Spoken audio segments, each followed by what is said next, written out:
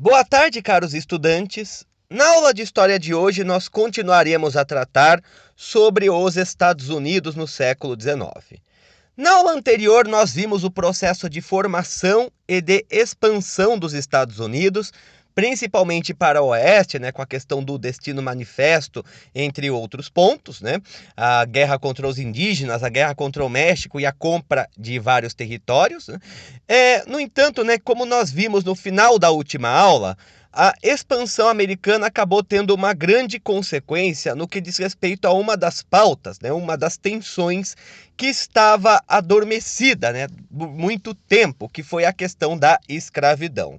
A expansão dos Estados Unidos, ela desequilibrou, de certa forma, o equilíbrio que existia no Congresso americano entre os abolicionistas e os escravistas.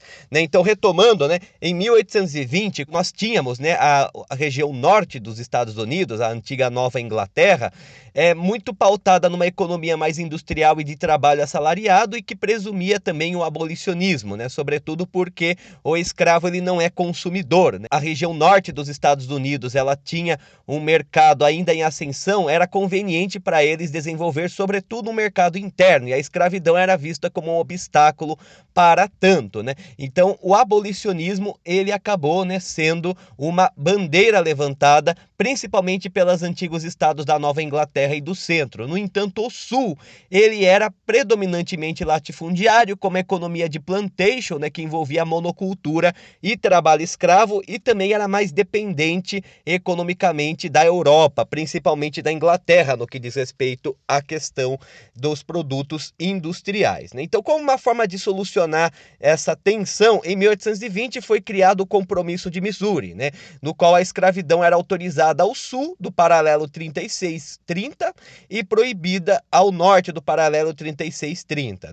Então, nisso que acontece, que o Compromisso de Missouri, por um bom tempo, conseguiu equilibrar o Congresso americano entre os abolicionistas e os escravistas. Inclusive, toda vez que um novo estado era criado, se ele fosse abolicionista, era criado um outro estado que era escravista, para manter esse equilíbrio, já que os territórios inicialmente que foram anexados pelos Estados Unidos no decorrer do século XIX, eles não eram estados, eles eram territórios controlados pelo governo central, sem um governo próprio. Então, nesse sentido, a própria questão da escravidão levou a uma redefinição dos limites dos estados norte-americanos com a criação de vários estados para manter o equilíbrio entre o abolicionismo e o escravismo. Essa situação ela se altera drasticamente depois de 1850. A partir de 1850, nós já começamos a ter um movimento abolicionista mais coeso nos Estados Unidos. E um elemento que vai potencializar essa situação vai ser a publicação da escritora norte-americana Harriet Beecher Stowe, A Cabana do Pai Tomás, em 1852. A Cabana do Pai Tomás, de Stowe, ela vai ser basicamente um romance, que vai contar a história de um escravo bastante velho, bastante idoso, mas que inicialmente foi bastante educado pela sua primeira família. Então a primeira família, que era proprietária do escravo, acabou educando, ensinou ele a ler, a escrever, as artes, entre outras pontas, fazendo dele um escravo bastante erudito, e que, de certa forma, ele era, segundo consta no romance, bem tratado pelos seus antigos proprietários. No entanto, o escravo ele acaba sendo vendido e então ele acaba sendo enviado para trabalhar na lavoura, e sofre grandes punições físicas, entre outros pontos, pelos novos proprietários. O romance em questão ele chamou muito a atenção, sobretudo por conta dos malefícios que a escravidão poderia causar e, inclusive, acabou colocando em questão a incompatibilidade entre a escravidão e o cristianismo também. Então, nesse sentido, foi uma grande polêmica. No norte dos Estados Unidos, o romance foi muito bem recebido, no entanto, no sul dos Estados Unidos, ele foi muito mal visto, a ponto de que em peças de teatro baseadas no livro eram até mesmo atacadas por alguns segmentos da população.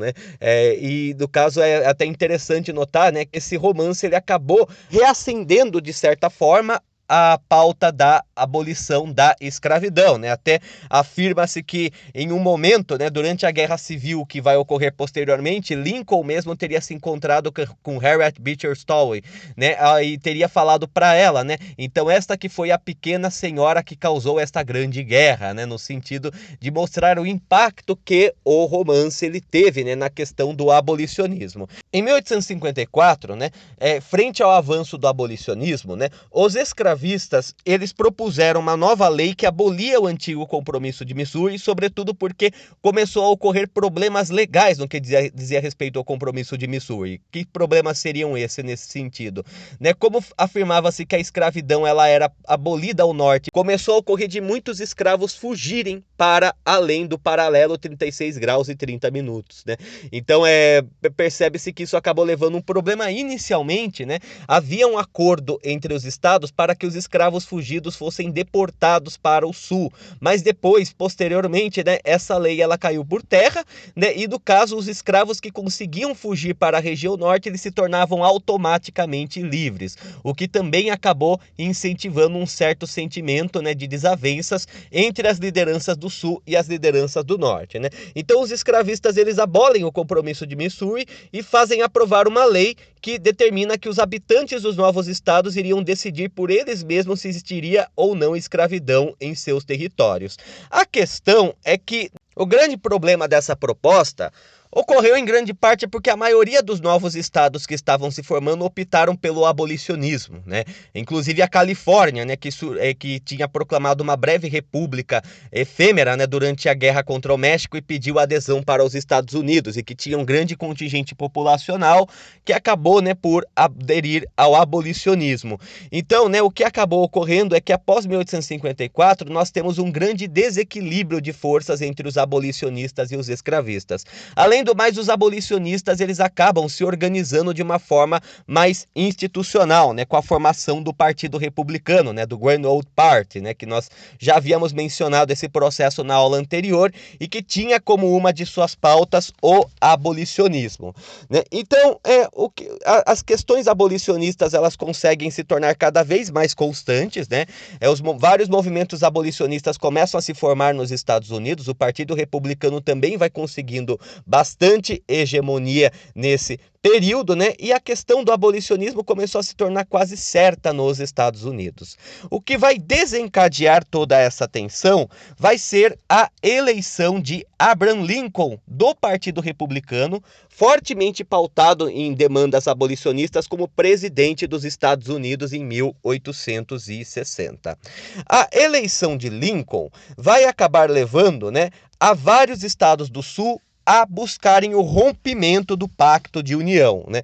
Então o que vai ocorrer é que logo no ano seguinte, em 1861, a Carolina do Sul, que era um estado escravista, ela lidera um movimento separatista, né, e acaba, né, convocando outros estados para cindir com relação à União, né? Então, em 1861, nós vamos ter delegados da Carolina do Sul, Geórgia, Flórida, Alabama, Mississippi, Louisiana e Texas, que vão na capital do Alabama formar, né, uma nova entidade política, que serão os Estados Confederados da América. Então, né, os Estados Confederados da América vão ser formados, né, pelos estados do Sul, isso em 1861, né, a partir de um compromisso entre os estados, principalmente agrários e escravistas, né, que depois da eleição de Abraham Lincoln, né, já que no caso, né, havia uma certeza de que caso Lincoln fosse eleito, ele iria tentar passar pelo Congresso, que era majoritariamente abolicionista, ou alguma proposta de abolição da escravidão que provavelmente iria vingar, né? Então, com isso, então, né, os estados do Sul, eles acabam se reunindo, né, e acabam pedindo a retirada dos Estados Unidos, né? Já que a própria Constituição americana, de certa forma, possibilitava que os estados pudessem cindir com a União, né?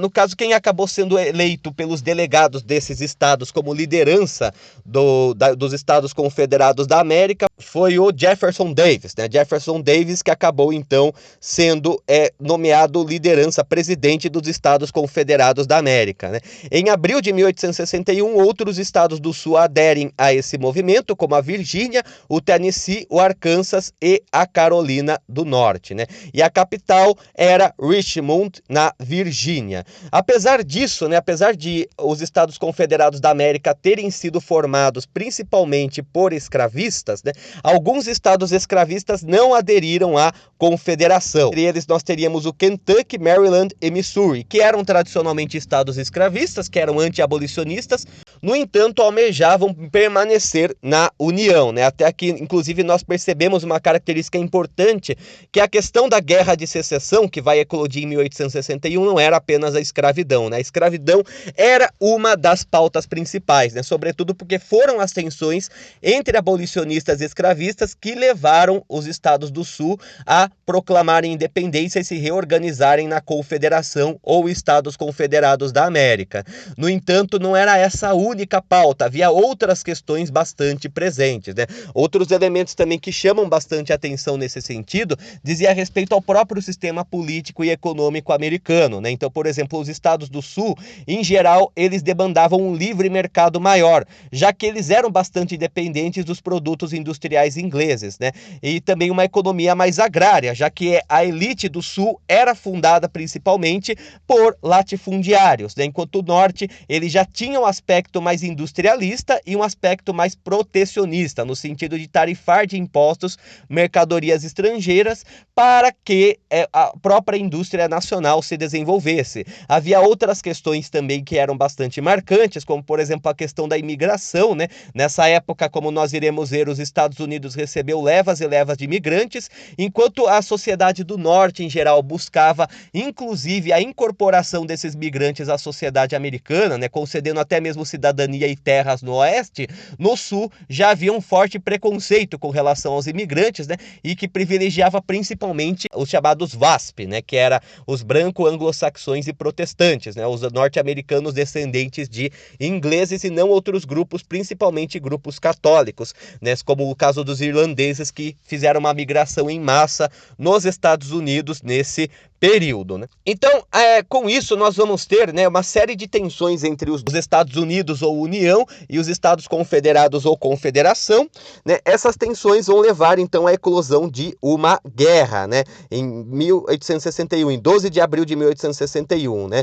Várias tensões entre esses dois países, inclusive, né, a União se negou a reconhecer a Confederação como um país independente, né? Durante sua breve existência, os Estados Confederados da América não tiveram reconhecimento internacional. E mesmo que eles tivessem o direito de se separar da União, né, no caso, os estados da União não consideraram a possibilidade dos estados do Sul se separarem, né, sobretudo por conta do valor econômico das terras férteis, né, que a região Sul possuía, além também de ser um território relativamente grande, né, abrangendo praticamente todo o sudeste atual dos Estados Unidos. Então, nisso, né, nós temos a eclosão do conflito, né, o conflito ele vai ser bastante equilibrado de certa forma. Apesar disso, a região norte ela tinha uma série de vantagens com relação à região sul, né? De uma forma geral, a população do exército da União era maior, né?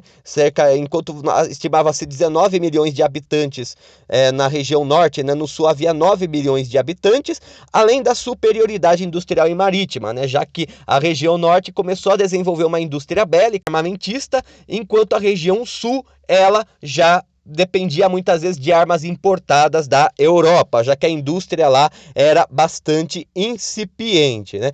No caso, entre as principais lideranças que nós vamos ter, na União será o Abraham Lincoln como presidente dos Estados Unidos, na Confederação nós teremos Jefferson Davis como líder dos Estados Confederados da América. No campo militar, né, Ulysses Grant vai ser o comandante das forças da União e Robert Edward Lee será o comandante das forças da Confederação, né? Apesar dessa grande diferença numérica e industrial entre Norte e Sul, a guerra ela foi bastante equilibrada, ela vai se estender de 1861 até 1865, com várias vitórias dos dois lados, inclusive até estima-se que os estados do Sul, eles chegaram a cunhar uma moeda própria, né? O que é chamado dólar confederado, né? O dólar confederado seria uma moeda própria para ser utilizada pelos confederação, né? Inclusive, né, caso o movimento de independência obtivesse sucesso e não ficasse dependendo do dólar da União. No entanto, né, no decorrer da guerra, a confederação acaba se desgastando bastante, acaba tendo várias baixas numéricas, que, como nós vimos, eram mais pesadas do que as baixas numéricas do norte, né, se for pensar em proporção do próprio exército, né, e além também do fato deles não terem obtido reconhecimento internacional, o que dificultou até mesmo a realização de alianças para o conflito. Nisso, em 9 de abril de 1865, na Batalha de Appomattox, Robert Lee ele é derrotado por Ulysses Grant e se rende, e em 10 de abril de 1865, Jefferson Davis é capturado pelas forças da União, né? Isso acaba marcando o fim dos Estados Confederados da América, sendo que os Estados Confederados eles são reintegrados daí à União, né? Então essa breve experiência separatista no Sul, ela acaba se encerrando, né, com a derrota da Confederação e a vitória da União, né? Nisso, né, Abraham Lincoln ele promulga o Ato de Emancipação, no qual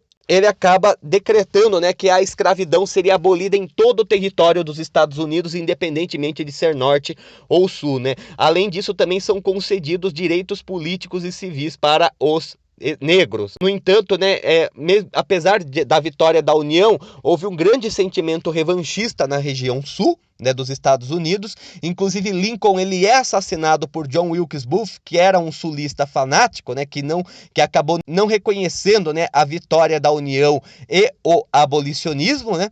E depois também nós vamos ter, depois da Guerra de Secessão, a chamada fase da reconstrução, ou era da reconstrução, que foi o meio pelo qual o governo da União tentou fazer uma transição pacífica para que os estados do Sul vissem legitimidade no governo da União e na nova ordem política e econômica que se instalava nos Estados Unidos, né? Então a era da reconstrução, que vai perdurar principalmente no final do século XIX, vai ser caracterizada de certa forma pela expansão do industrialismo do norte para o sul, então a abertura de várias empresas industriais na região sul, no entanto, sem mexer drasticamente com a estrutura sulista, né? Então a grande propriedade ela ainda vai se manter, embora agora com trabalho assalariado e não escravo. Os comandantes das forças da Confederação durante a Guerra Civil vão ser incorporados ao exército americano com mesma patente, assim como as lideranças políticas do sul durante a época da Confederação vão continuar sendo reconhecidas, né? Então, nesse sentido, a União ela acaba fazendo um acordo, vamos dizer assim, com os estados do sul para permitir uma transição pacífica. No entanto, essa transição ela acabou não sendo tão pacífica em certa medida, pois na região sul passou a haver então um grande sentimento revanchista contra a vitória da União, e os negros eles acabaram sendo considerados os culpados pela Guerra Civil, né? Os negros foram considerados culpados pela estagnação dos Estados Unidos durante a Guerra Civil, né? E com isso vai ocorrer uma intensificação do racismo nos estados do sul dos Estados Unidos, né? Inclusive, né, nós vamos ter, apesar do ato de emancipação ele ter dado direitos políticos e civis para os negros, os estados do sul começaram a usar de lacunas burocráticas para dificultar os negros de exercerem seus direitos políticos e civis, né? Inclusive, os negros da região sul eles ganham direito a voto, assim como em todos os Estados Unidos. No entanto, algumas leis que foram criadas no sul dos Estados Unidos, eles impediam os negros de votar por algumas questões burocráticas, né? Essas leis vão ser inclusive conhecidas posteriormente como leis Jim Crow, né? Jim Crow era um estereótipo, né? Uma figura estereotipada do negro que existia, bastante popular no sul dos Estados Unidos, né? Uma figura bastante estereotipada e até mesmo racista em certa medida, né? Então, assim, as leis Jim Crow, né, vão ser um conjunto de leis adotadas pelos estados do sul que vão dificultar os negros de exercer seus direitos políticos e civis. Além do mais, né, muitos negros vão ser perseguidos sob vista grossa da polícia, das forças policiais e dos próprios governos do estado, e nós vamos ter logo após a Guerra Civil a formação de uma organização que será chamada Ku Klux Klan, né? A Ku Klux Klan, que era uma organização que visava a hegemonia da elite WASP no sul dos Estados Unidos, né? Então eles acabavam fazendo inclusive ritos secretos, reuniões secretas. Eles pregavam principalmente pelo catolicismo protestante, pelo nacionalismo branco, e eram contra os negros que viviam na região sul, e depois também passou a ser contrários aos migrantes, principalmente aos de origem católica e judaica, né? Então a Ku Klux Klan ela era caracterizada, né, inicialmente pela sua indumentária, né, os membros da Ku Klux Klan eles se vestiam de grandes roupas brancas que simbolizavam os fantasmas dos mortos da Confederação durante a Guerra Civil e que promoviam inclusive perseguição e linchamento para grupos que não eram WASP, né? Então muitas vezes eles tinham, né, como uma forma de aviso a queima de uma cruz na frente da casa de algum negro ou judeu ou então imigrante, né, que anunciava que essa pessoa ela deveria se retirar da cidade. Se não se retirasse, ela poderia ser morta violentamente, embora logo depois o governo americano tenha considerado a Ku Klux Klan uma organização criminosa, né, os estados do sul faziam bastante vista grossa, né, tinham bastante conivência com relação ao que a Ku Klux Klan praticava, né. Um dos eventos, inclusive, mais reconhecido será em 1921 o grande massacre de Tulsa, no Oklahoma, né? Que vai ocorrer durante 2 dias, né? Começando em 31 de maio de 1921, no qual nós vamos ter, né, o assassinato de centenas de negros na região, né? Negros na cidade e outros que foram expulsos da cidade, né? Então, com a atuação da Ku Klux Klan, com conivência da força policial e do governo do estado, né? Vai ser um dos eventos que vai ser bastante marcante, além de vários outros que ocorrerão também, né, no final do século XIX e no começo do século XX, né? Então a fase da Era da Reconstrução ela foi marcada principalmente por essa questão, né, do Sul ele aderir novamente aos Estados Unidos, né? No entanto, né, o revanchismo existente entre os sulistas vai acabar promovendo uma grande onda de perseguição não apenas a negros, mas também a migrantes e outros grupos que não eram integrantes dos WASP, né?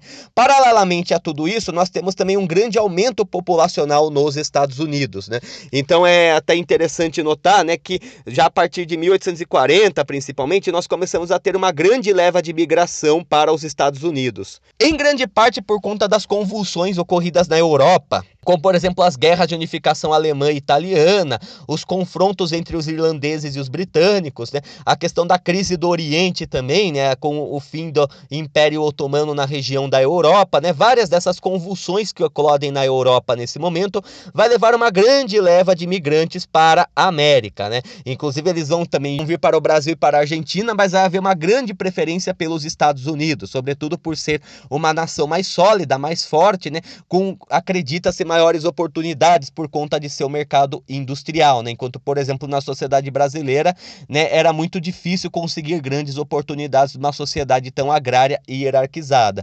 Então, os Estados Unidos vai receber levas e levas de imigrantes nesse momento, né? Só na década de 1850, quase 5 milhões de imigrantes vão ingressar no país e a questão dos imigrantes também vai ser uma outra questão que vai dividir opiniões, né? Alguns setores mais conservadores que privilegiavam a democracia jacksoniana, assim como também a supremacia dos WASP, né, ela era totalmente contrária a ceder direitos políticos e civis para os imigrantes, né, enquanto que alguns setores mais liberais, principalmente dos que irão formar o Partido Republicano do Abraham Lincoln, vão acabar sendo favoráveis a conceder cidadania e benefícios para os imigrantes, né? Tanto que no início da expansão para o oeste, o governo ele não permitia a aquisição de terras para agricultores estrangeiros, né? No entanto, né, com o ato de propriedade rural, nós começamos a ter, né, o Estado doando terra para proprietários, né? É que isso nós vimos também anteriormente, né, que o Estado doava terra para proprietários que tinham cerca de 5 anos para fazer a terra produtiva, e então, né, se eles fizessem a terra produtiva, eles poderiam ficar com a terra gratuitamente, né? Do contrário, eles teriam que devolver a terra para o Estado, que iria escolher outra pessoa para colonizar aquela região. Inicialmente, né, apenas os americanos natos, né, que poderiam de fato ter acesso às terras no oeste, mas com essa grande onda de imigração, o próprio governo americano começou a facilitar que os imigrantes também tivessem acesso às terras, pois isso iria facilitar a colonização do oeste e também a expansão da própria ideia de civilização americana no Destino Manifesto para a região oeste. Então nós vamos ter diversos imigrantes para os Estados Unidos, algumas das principais comunidades vão ser alemães e irlandeses, italianos também vão ser bastante presentes, inclusive em algumas grandes cidades vai haver conflitos étnicos, né? Até os Estados Unidos ele acaba sendo conhecido como melting pot, né? Ou seja, né, basicamente o caldo derretido, né? Ou seja, um caldo, né, com uma grande mistura, né, de raças, uma grande mistura de culturas que já existia desde a época da colonização, né, com a região do centro, que tinha comunidades holandesas, norueguesas, suecas, entre outros pontos, né, escocesas também, né, mas agora começa a receber uma grande leva também, principalmente de irlandeses que se estabelecem na Nova Inglaterra, e nós temos também comunidades alemãs e italianas, e depois também nós vamos ter a presença de espanhóis, portugueses, novamente noruegueses também, né, do leste europeu, né, entre vários outros grupos, né, tendo várias nacionalidades presentes nos Estados Unidos nesse momento, né, e né, justamente com esse grande aumento populacional por causa da migração, nós vamos ter uma iniciativa cada vez maior da colonização do Oeste, né, o Homestead Act, ele vai ser um exemplo muito disso, né, em que vai ser doada terras para pequenos proprietários, embora a maior parte das terras tenham sido doadas para ferroviárias, né, e companhias petrolíferas e de estradas de ferro. Também, ao mesmo tempo, né, a vitória da região norte consolidou o industrialismo norte-americano, né? Então, as grandes indústrias da região norte, elas vão acabar tendo bastante privilégios, vamos dizer dessa forma, no que diz respeito à colonização do oeste, né? Para poder explorar os recursos naturais da região do oeste. Isso vai levar, inclusive, o capitalismo norte-americano a se desenvolver drasticamente, né? O capitalismo americano, ele entra nesse momento na fase monopolista, né? E o que seria a fase monopolista? A fase monopolista é quando nós temos os chamados grandes conglomerados ou grandes corporações industriais, né, que podem ser organizadas nos chamados trusts, né, que eram empresas que absorvem seus concorrentes, né, controlando a produção e dominando o mercado, muitas vezes a partir de uma sociedade, né, às vezes sociedade de empresas concorrentes que acabam se fundindo, né. Nós temos os cartéis também, que são empresas do mesmo ramo que acabam se associando, né, meio que às escuras, né, para evitar concorrência, dividindo os mercados, mantendo muitas vezes o preço dos produtos mais ou menos iguais e a qualidade também, e posteriormente os holdings, né, que já vai surgir com o capitalismo financeiro, em que as empresas elas começam a controlar outras empresas a partir da posse de suas ações da Bolsa de Valores, né? Então nós começamos a ter nesse momento, né, o capitalismo monopolista financeiro nos Estados Unidos, com o surgimento de grandes corporações que vai potencializar e muito a produção industrial dos Estados Unidos.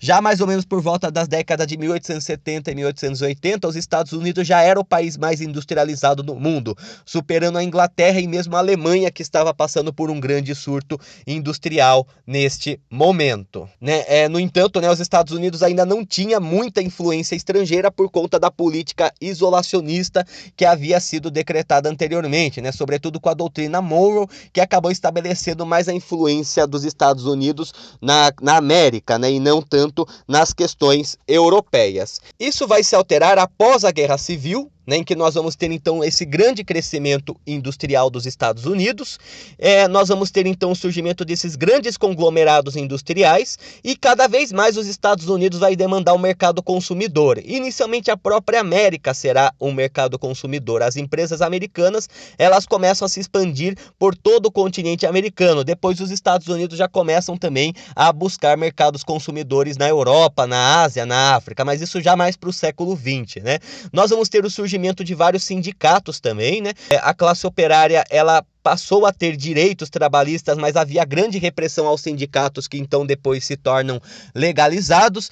Também muitos movimentos revolucionários começam a brotar nos Estados Unidos, como anarquistas mesmo, né? Nós vamos ter movimentos anarquistas que vão ser contrários, né, à hiperexploração dentro das indústrias americanas, né? E uma dessas grandes manifestações será a chamada Revolta de Haymarket, que ocorrerá em Chicago, né, no Illinois, né, que basicamente começou com um protesto, né, que buscava que no dia 1º de maio de 1886, né, fosse estabelecido o dia de 8 horas de trabalho para os trabalhadores. Até então era 12 horas, né, assim como o aumento dos salários. Como isso não foi cumprido, em 4 de maio de 1886, uma grande revolta ocorreu demandando melhorias trabalhistas. Inicialmente a revolta ela tem um caráter pacífico. No entanto, uma pessoa desconhecida detonou uma dinamite, né, perto de uma guarnição policial, né, que estava lá para dispersar a revolta, né, a manifestação, né. A bomba ela acabou resultando na morte de 7 policiais que retalharam, né, atacando os manifestantes, né, provocando uma série de mortes, né. Acredita-se que houve 4 mortes no que diz respeito aos trabalhadores, né, além de mais de 70 feridos e mais de 100 prisões, enquanto que da parte da polícia houve 7 mortes e 60 feridos. Então foi uma manifestação que começou com viés pacífico, mas que depois, né, da detonação de uma bomba, né, acabou se tornando uma manifestação que foi violentamente reprimida, né. A revolta de Haymarket, inclusive, é um dos motivos pelo qual o dia 1º de maio é considerado o Dia Internacional do Trabalho, né. A própria Segunda Internacional Socialista depois vai acabar, né, promulgando o dia 1º de maio como Dia do Trabalho em homenagem à demanda da revolta de Haymarket, que não ocorreu no dia 1º de maio, né, ocorreu no dia 4 de maio. No entanto, né, a demanda deles era que 1º de maio fosse estabelecido às 8 horas de trabalho, né? Então, assim, né, junto a essa efervescência industrial que nós temos nos Estados Unidos, nós começamos a ter cada vez mais os Estados Unidos buscando ampliar sua esfera de influência. Durante a maior parte do século XIX, os Estados Unidos não interferiram muito dos assuntos externos, né? Tanto que nós tivemos até a Guerra de 1812 como um exemplo disso, né? A Guerra de 1812 mostrou bastante o isolacionismo americano, quando os americanos eles rompem relações tanto com os ingleses quanto com os franceses para não se envolver nas guerras napoleônicas, né? No caso, o grande objetivo dos Estados Unidos no decorrer do século XIX era apenas a sua expansão em direção ao Pacífico e, no caso, né, para isso, acabou se envolvendo em conflitos contra indígenas e também contra o México, né? No entanto, a intenção de uns Estados Unidos bastante influente regionalmente já era bastante antiga. Já na década de 1820, o presidente James Monroe, ele estabelece a doutrina Monroe, né, no qual ele afirmava que a América era para os americanos, né, no intuito de que qualquer tentativa dos europeus de recolonizar a América seria um ato de guerra contra os Estados Unidos. Nesse sentido, os Estados Unidos eles já começam a ter uma grande influência no continente americano, sobretudo porque os países independentes seriam ótimos mercados consumidores, né, enquanto que no campo da colonização, o monopólio, o pacto colonial iria dificultar os Estados Unidos no intuito de se inserir nesse mercado, né? Então, né, nós já tínhamos, já na década de 1820, uma grande intenção dos Estados Unidos de ter uma influência no continente americano. No entanto, né, os grandes problemas políticos internos que ocorreram, assim como a Guerra Civil, acabaram dificultando uma influência maior dos Estados Unidos no continente, né? No entanto, após a Guerra Civil, com a vitória do industrialismo do Norte, nós já começamos a ter uma interferência cada vez maior dos Estados Unidos no continente americano, né? Então, os Estados Unidos eles começam a abrir várias empresas na região da América Central, do Caribe até a América do Sul, inclusive para extração de recursos naturais.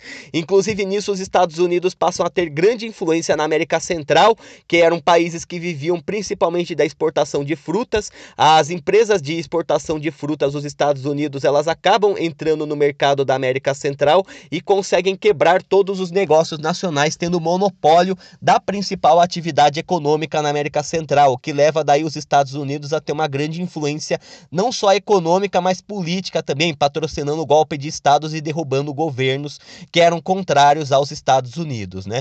A própria ideologia do Destino Manifesto, né, dos Estados Unidos, dos norte-americanos como povo eleito para levar democracia, liberdade e civilização a todos os povos que não possuíam, também acaba se inserindo nesse cenário, né, da influência dos Estados Unidos, principalmente na América Latina, que era tida pelos americanos como selvagem, como bárbara, né, como que não compartilhava dos valores dos Estados Unidos, né? Então, os Estados Unidos começam a ter uma influência cada vez maior na América Latina, né? Na década de 1890, nós vamos ter o presidente dos Estados Unidos, o William McKinley, né? O William McKinley, ele vai acabar favorecendo muito os grandes bancos e os grandes conglomerados industriais dos Estados Unidos e vai incentivar, inclusive, que eles abram filiais na América Latina, né? Inclusive, né, o imperialismo norte-americano, ele data, né, seu início com o governo governo do William McKinley, né? O William McKinley também ele vai acabar comprando uma guerra com a Espanha, né?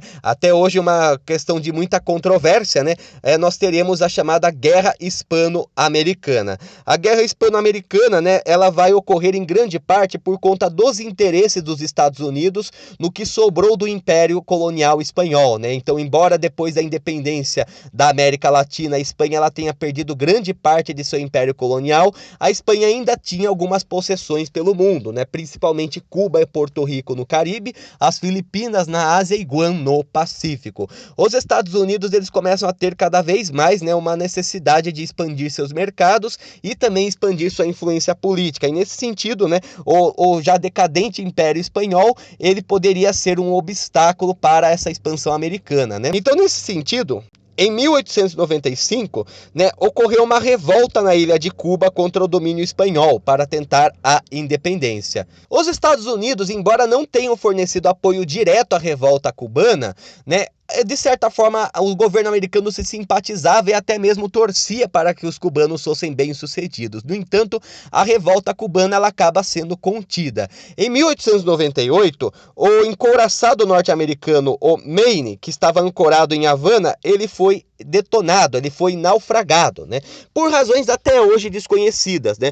De qualquer forma, o Maine ele acabou servindo de justificativa para os Estados Unidos declarar guerra à Espanha. Apesar de que isso até hoje é controverso, porque de certa forma a Espanha não tinha grandes motivos para se envolver numa guerra com os Estados Unidos na época, né? Então até existem alguns que afirmam que o Maine não foi detonado pelos espanhóis, mas foi detonado pelo próprio Estados Unidos para poder ter um motivo para declarar guerra à Espanha, mas isso já entra no campo da especulação e da controvérsia. De qualquer forma, né, isso levou então à eclosão de uma guerra entre os Estados Unidos e a Espanha, no qual os Estados Unidos acabou tendo controle das antigas colônias do já decadente Império Espanhol, né? Então houve vários cenários de batalha no Caribe, né? Principalmente a Batalha de San Juan Hill, né? Que foi liderada por Theodore Roosevelt, né? Perto de Santiago de Cuba, a Batalha de Porto Rico também. Nós vamos ter também a destruição da esquadra espanhola próxima a Manilha, nas Filipinas, né?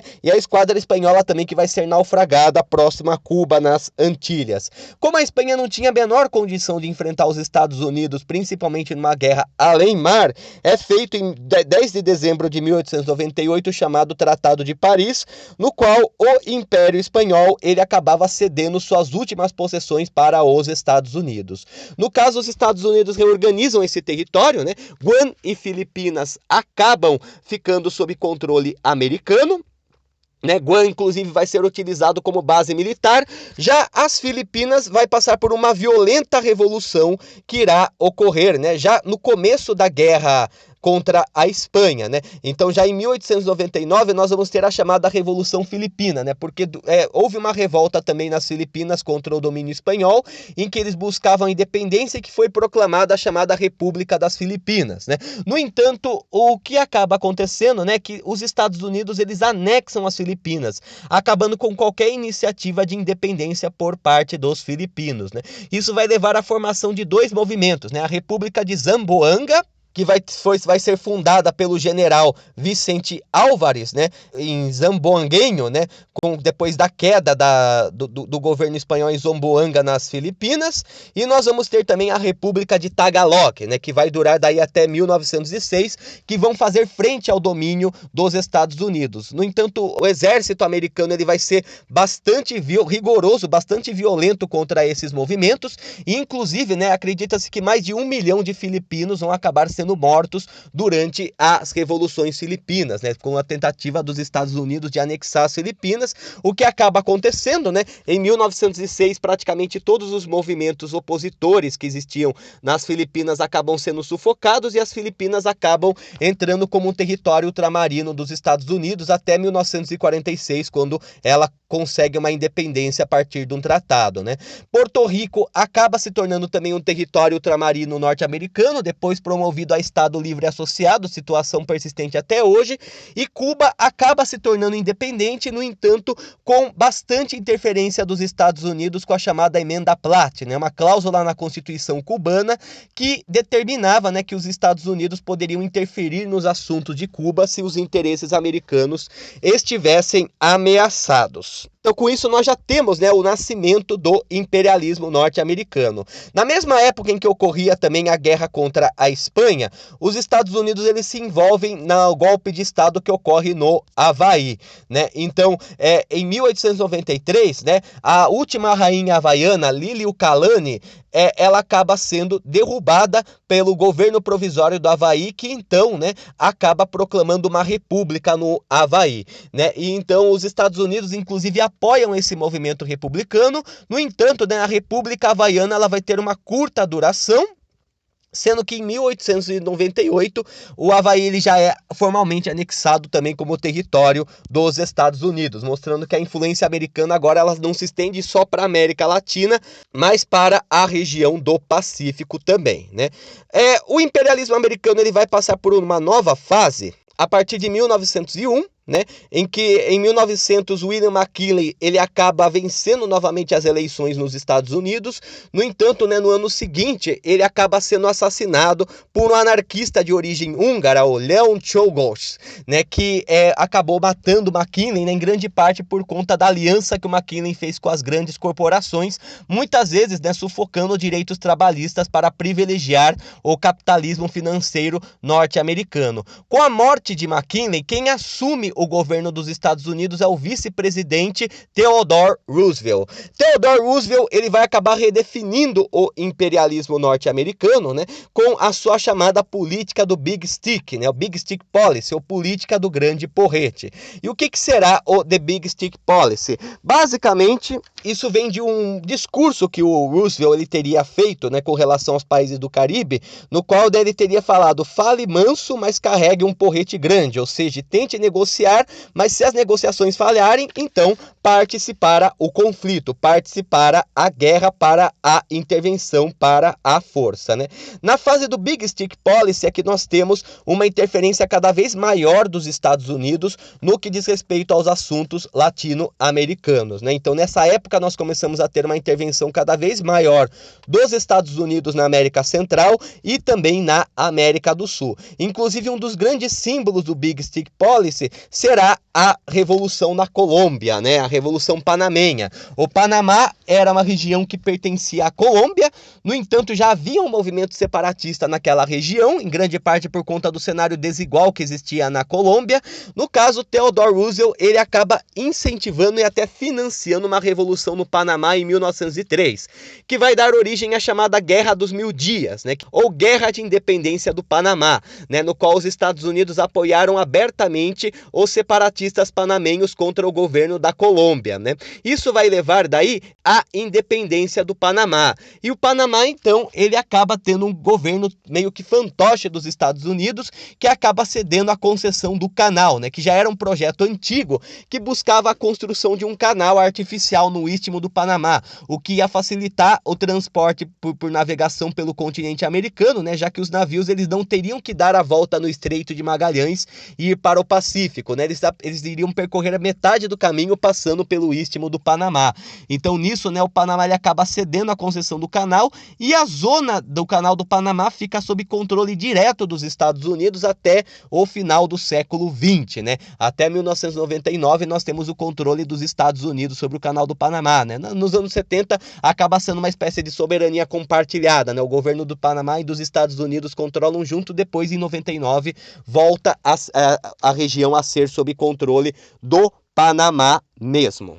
Além da situação do Panamá, que foi a mais representativa, inclusive, né, da intervenção do Big Stick Policy, vários outros países latino-americanos vão acabar sofrendo interferência do governo dos Estados Unidos, né, principalmente no Caribe e na América Central, né, que vai acabar sendo uma espécie de quintal dos Estados Unidos, né. Os Estados Unidos vão ter uma grande influência na região, permitindo, inclusive, a abertura das empresas norte-americanas, e se os interesses dessas empresas fossem contrariados, isso levava muitas muitas vezes a uma intervenção militar, né?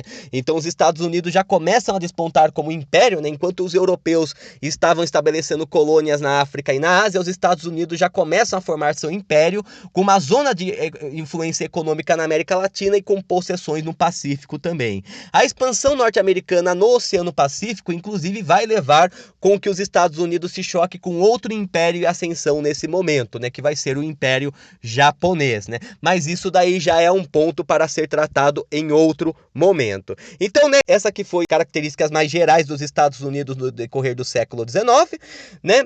Então, no momento é isso. Uma boa tarde a todos e tudo de bom.